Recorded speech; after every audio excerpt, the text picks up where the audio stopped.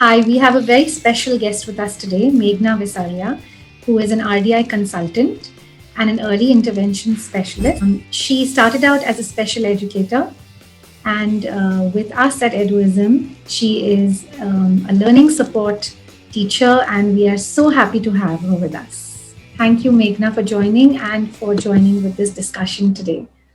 Can you tell us what RDI is exactly and what you do in Africa right now? That's where she lives. She lives in Africa in Kenya, Nairobi.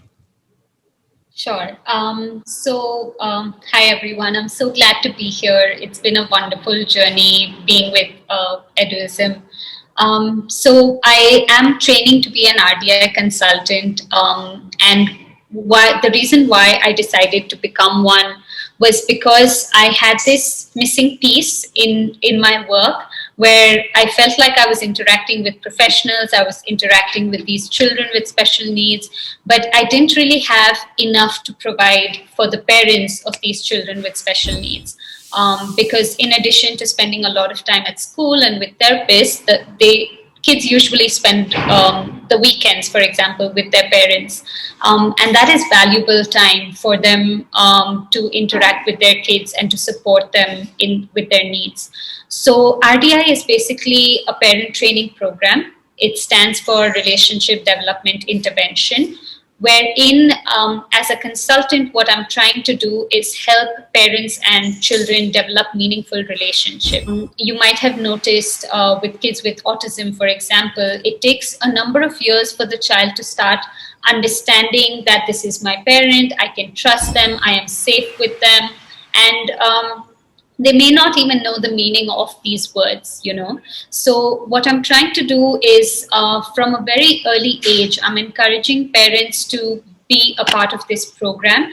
There's a curriculum that we follow called the Family Consultation Program, wherein we're helping parents understand what it means like to have a child with a disability, what it means to deal with something like this, a big change in your life, in addition to helping their child grow just like any other child. You might have noticed the moment a parent is told about their child's disability, is given a diagnosis, or red flags are raised, sometimes parents go in a panic mode where they're like, we need to do whatever it is we can do for our child. And what happens in that is you start overcompensating for your child. You start helping them out in areas that they need not necessarily need help in, but just need enough opportunities, need enough exposure to be able to practice and problem solve on their own. It may take than any of the other kids that are around them, but that just means that there's a delay in their understanding, in their learning. But it need not mean that they don't have the skill. It's just that at this point they're not ready for it. So things like these is what RDI explains to parents. We work a lot on things like making eye contact, like solving problems around them, spontaneous communication, self-regulation. We do realize that a lot of times parents feel frustrated, and that frustration comes out in the way they interact with their kids. Not necessarily in the form of things like hitting or things like shouting, but even the fact that you constantly give instructions to your child. You may not realize that that's not how you talk to children. If they don't have a disability, you're mostly having a back and forth conversation that includes questions, that includes discussions. Instructions are very few. But when I have noticed with children with disabilities, your way of interaction becomes so instructional that you lose out on the connection that you had with them. And it just seems like you're constantly working with your child and not necessarily just hanging out. So Do you think that comes with even the thought that, you're in a race, basically, you want these milestones and you want to achieve this and that. And what would you say to that? Like, the whole thing is to get out of that race. Yeah, definitely. Because I think what happens is you're constantly worried about how your child is going to, start walking.